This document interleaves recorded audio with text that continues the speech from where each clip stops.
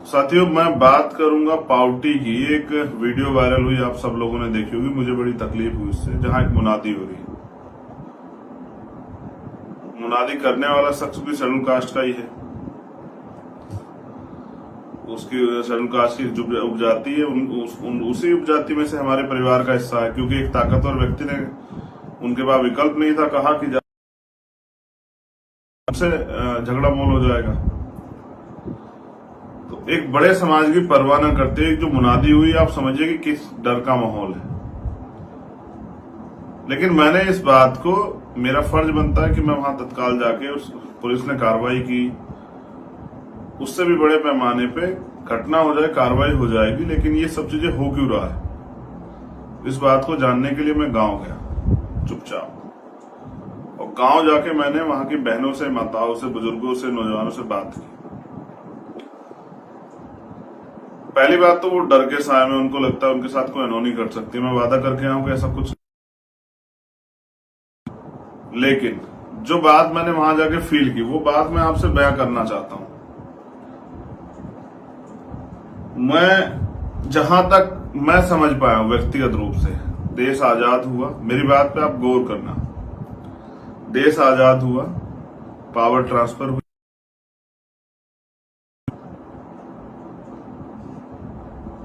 15 अगस्त 1947। बहुत कुछ नहीं बदला।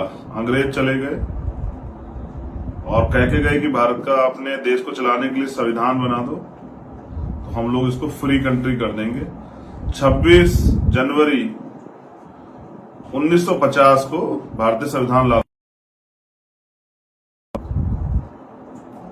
बदला ये कि हम आजाद हो गए, भारत के संविधान के अनुसार हम लोग आजाद हो गए। हमको समान अवसर, समता, समानता, बंधुत्व, भाईचारे की बात जो कॉन्स्टिट्यूशन का प्रियम्बल कहता है वो मिली।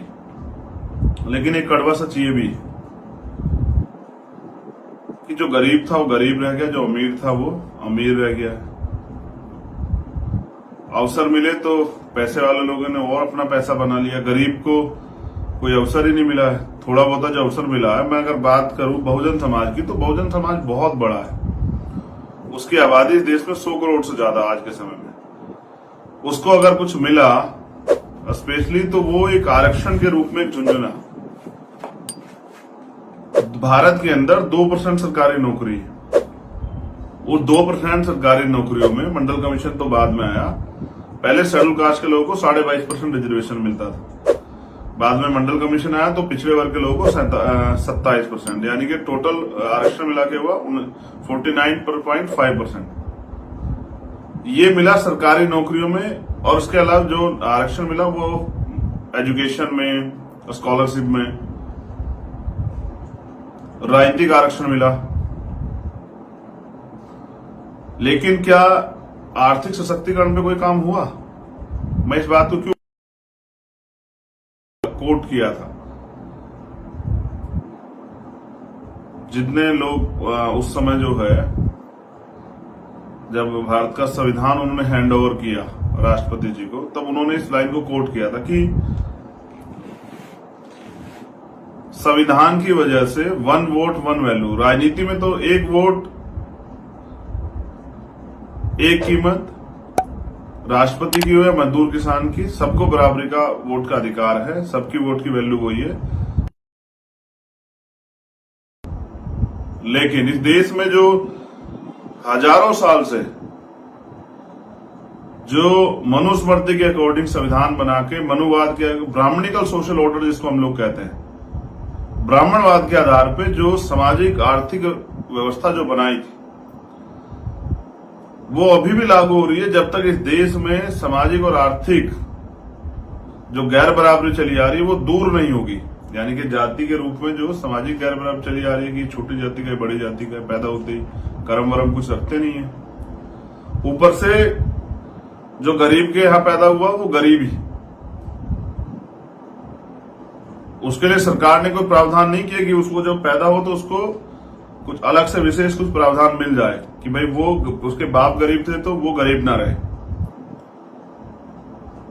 तो वो जो सोशल ऑर्डर था, सामाजिक और राजनीतिक आर्थिक जो सोशल ऑर्डर था, जिसमें आजाद भारत में भी जो गरीब था वो गरीब रहा और जो अमीर था वो अमीर रहा, इतने बड़े समाज के हाथ में आरक्षण के नाम पे झुंझुना आया, जिससे 2%, जैसे मैंने बताया, उस 2% में भी 1% के लगभग शेड्यूल कास्ट और बैकवर्ड दोनों 85% बहुजन समाज से मिलके, schedule caste schedule tribe backward से मिलके आधी, जो कि आज तक पूरे नहीं हुए आंकड़ों में, क्लास 1 में, क्लास 2 में, ये आरक्षण का फॉर्मूला था जो अभी तक लागू नहीं हुआ पूर्ण रूप से। इस पे कोई चर्चा नहीं होती है, बस आरक्षण के नाम पे गाली तो पड़ती है, जबकि 10% आप आरक्षण अलग से ले रहे हो, अब तो आप भी ले रहे हो प्रकाश के लोग, लेकिन फिर भी आपको ये संदेश बनाने के लिए कि आरक्षण से अयोग्यता पैदा होती है, झूठ बोलने के लिए, अपनी नाकाबी छिपाने के लिए आप इसको लगातार करते रहते हो। अब तो सबसे पहले ईडब्ल्यूएस का कोटा जो है ना, वो सबसे पहले लागू होता है। शेड्यूल कास्ट बैकवर्ड को, शेड्यूल ट्राइब को मिले ना मिले, लेकिन ईडब्ल्यूएस के कोटे की सीटें पहले पूरी होती हैं। तो मैं बात उस पर नहीं कर रहा हूं, मैं बात जिस बात पे गौर फरमाना चाह रहा हूं वो ये है कि गरीबों की गरीबी कैसे दूर हो, इसके लिए कोई प्रयास नहीं हुआ है। जैसे सम्राट अशोक का शासनकाल है, वहां जो है सामूहिक खाद्यान्न थे कि जो भी खेती से जो पैदा होता था वो सामूहिक रूप से एक जगह पे, और ऐसे ही धन था जो भी इकट्ठा होता था, जिस भी रिसोर्सेज वो एक जगह खत्म होता वहां जमा होता था और वहां से सब लोगों को बराबर बराबर मिलता था। तो वो इतिहास में उसको स्वर्ण काल कहा गया है, सम्राट अशोक के शासन को स्वर्ण काल कहा गया है। लेकिन यहां क्या है, यहां आजादी के आज तक बाद भी जो गरीब उसके जीवन में कुछ परिवर्तन ना करने की बजाय सिर्फ उसको जो है ना राशन वाशन देकर उसको झुंझुना थमा के रखना चाहती है कि वो इसको अपना जीवन समझ के चलता रहे। इस वजह से कल जब मैं वहां गया और मैंने वहां को सुना, बड़ा समाज है, कोई रोजगार सरकार नहीं दे रही, आप आज के हालात देख लो, आबादी बड़ी है, जब जनसंख्या ज्यादा है तो रिसोर्स भी ज्यादा चाहिए, सब लोगों के लिए नौकरी नहीं मिल सकती है, सब लोगों को व्यापार नहीं मिल सकता है, सब लोगों के लिए प्राइवेट जॉब्स नहीं है। इतने बड़े पैमाने पे इतना बड़ा समाज है, तो देश की शासन सरकार व्यवस्था ने, सरकारों ने किया क्या है उनके लिए। देश का, मैंने एक दिन टीवी के माध्यम देखा था, 52% शेड्यूल कास्ट के लोगों पे एक जमीन नहीं है। शेड्यूल ट्राइब के लोग, जो लोग जमीन तैयार करते हैं, सरकारें उनको हथिया लेती है, पूंजीपतियों को दे देती है।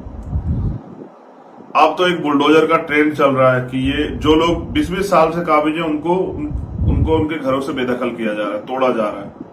वो लोग जाएंगे कहां? क्या देश की सरकार बता सकती है, सुप्रीम कोर्ट, हाई कोर्ट, कि वो लोग कहां जाएंगे? वो इस देश के नहीं है क्या? क्या हम लोग उनको वहीं उस प्रॉपर्टी पे काबिज नहीं करा सकते हैं क्या? क्या उनको पक्के कागज नहीं देके उनको कह सकते हैं कि चलो भाई आप रहो? आखिर हम अपने देश के लोगों का शोषण क्यों कर रहे हैं? तो जब मैं उस गांव में अपनी बहनों से, माताओं से मिला, तो मैंने ये उनसे पूछा, तो उन्होंने बताया कि देखो, परिवार चलाने के लिए आय का कोई साधन नहीं है,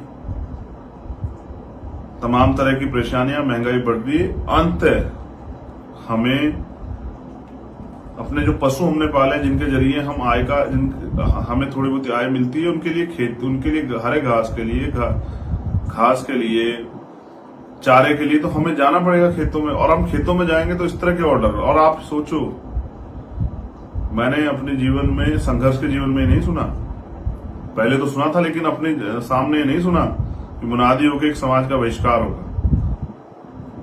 कई दूसरे प्रदेशों में तो थोड़ा थोड़ा सुनाई आता है, लेकिन उसकी वीडियो वगैरह नहीं आती, लेकिन मैंने तो बकायदा वीडियो से देखा कि इस तरह से सामाजिक बहिष्कार, यही है हिंदू राष्ट्र का सच। मैंने तो कहा, कल भी कहा, चैनल शायद चलाने की हिम्मत नहीं जुटा पाए, मोहन भागवत जी का नाम ले कहा कि वो हिंदू राष्ट्र बनाने की बात करते हैं, पहले एक हिंदू गांव बसा के उसका एग्जाम्पल दे दें, उदाहरण पेश कर दें। वहां उस गांव में SC ST OBC माइनॉरिटी के लोग क्या अधिकार होंगे? क्या उन्हें एजुकेशन का, जॉब्स का, खेती का, बिजनेस का अधिकार होगा?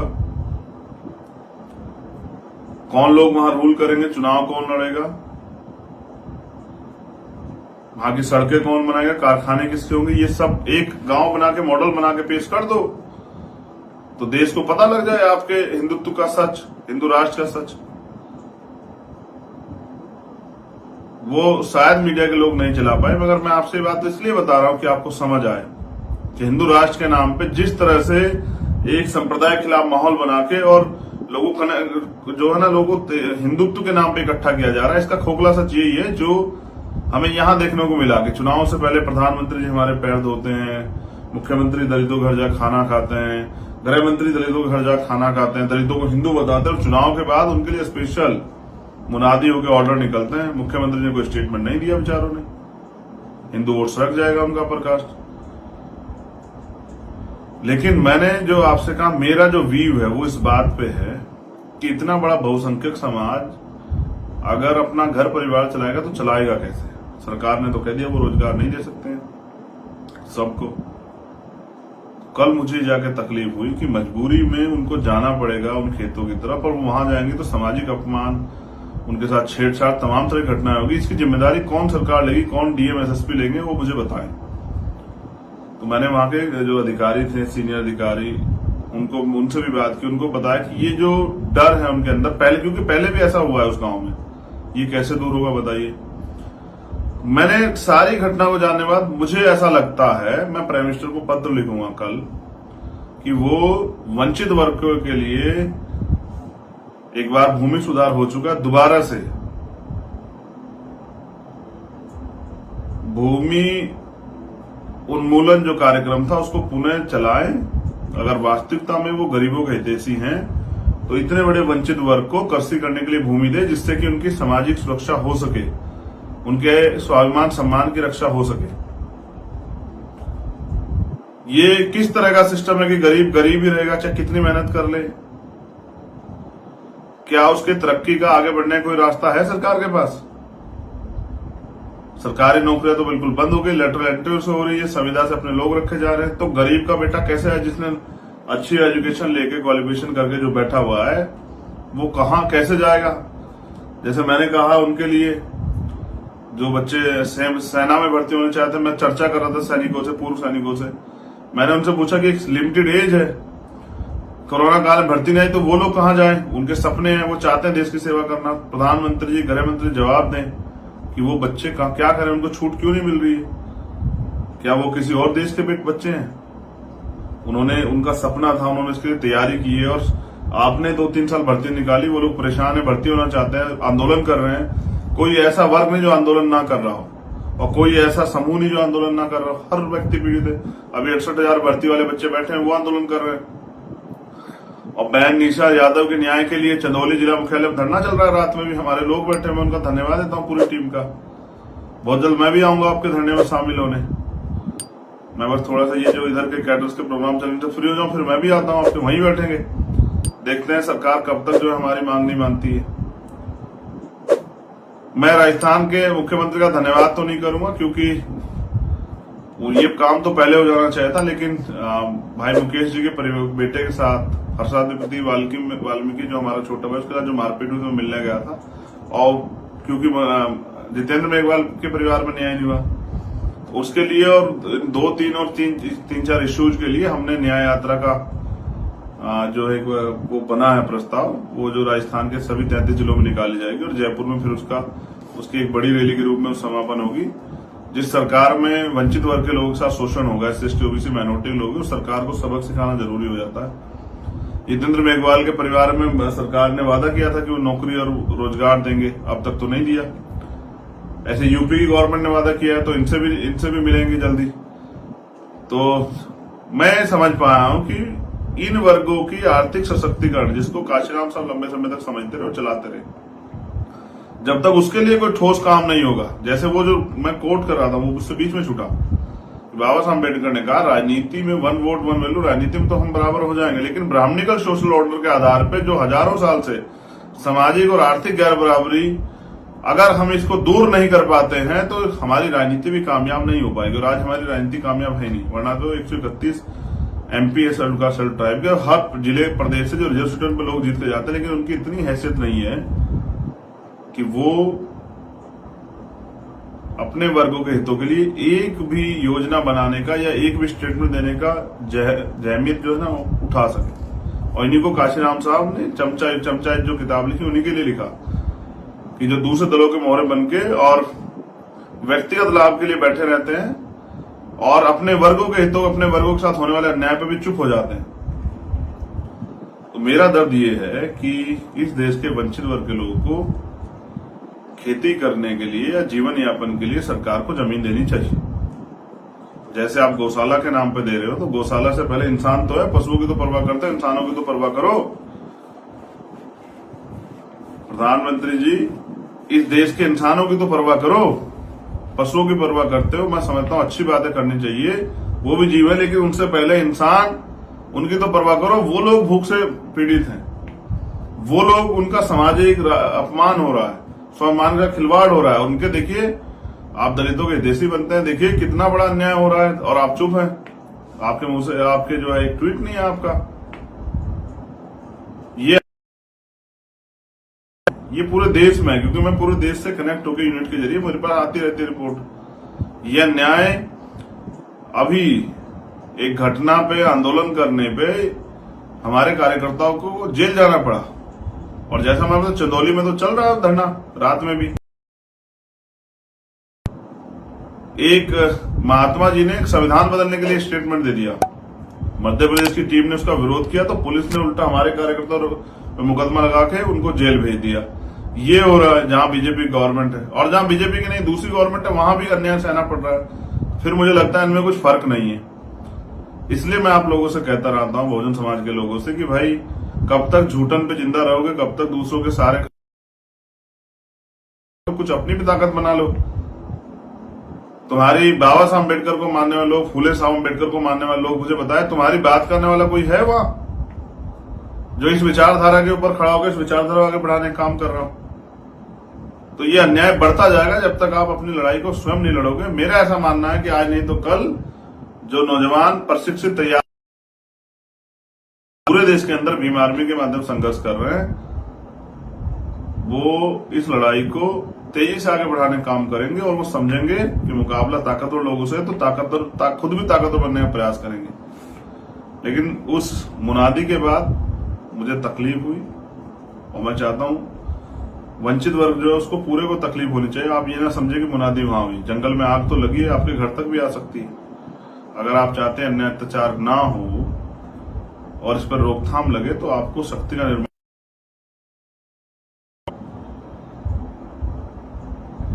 आप सब लोगों ने मुझे सुना, आपका बहुत बहुत धन्यवाद। जो साथी आंदोलन कर रहे हैं उन सभी का, पूरे देश में जो जहां आंदोलन कर रहे हैं उन सबका धन्यवाद। लेकिन मैं कह रहा हूं कि ये तो एक छोटा सा प्रयास शुरू हुआ, अभी तो आप देखिए मजबूती से पूरे देश में इस आंदोलन को ताकतवर तरीके से खड़ा किया जाएगा। मैं बस आपसे चाहता हूं कि रुकिएगा मत, झुकिएगा मत, डरिएगा मत, निरंतर बढ़ते रहिएगा, क्योंकि अपने महापुरुषों को कल जो है अपने जीवन के खत्म होने से पहले महापुरुषों से जब उनके संघर्ष से सामना होगा, तो शायद जवाब देना पड़ेगा कि हमने बाबा साहब के कारवा को अधूरा नहीं छोड़ा, उसको बढ़ाने का प्रयास किया। मेरा ऐसा मानना है कि आने वाले समय में हम लोग मेहनत करके बाबा साहब अम्बेडकर और मनोहर काशीराम साहब के अधूरे सपने को जरूर पूरा करेंगे।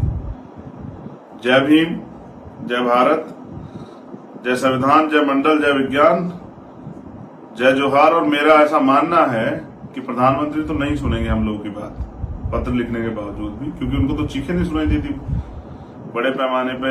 देख लीजिए आप, कई जगह पे जो है उत्तर प्रदेश में आप हाल देखिए, महिलाओं के साथ पुलिस जाती है, पीट के आ जाती है, थाने में रेप हो जाता है, पुलिस घर जाती है, वहां पीट के हत्या कर देती है, कुछ हो ही नहीं रहा है। गूंगे बहरे लोग बैठे हैं, उनको लगता है कि कमजोर शोषित वर्ग के लोगों का दर्द होता ही नहीं है। तो मेहनत इतनी करनी पड़ेगी कि आपकी ताकत के सामने उनकी कुर्सियां हिलने लग जाए, शायद फिर आपके दर्द को लोग सुनने लग जाए। धन्यवाद, आप सभी के लिए मंगल कामनाएं।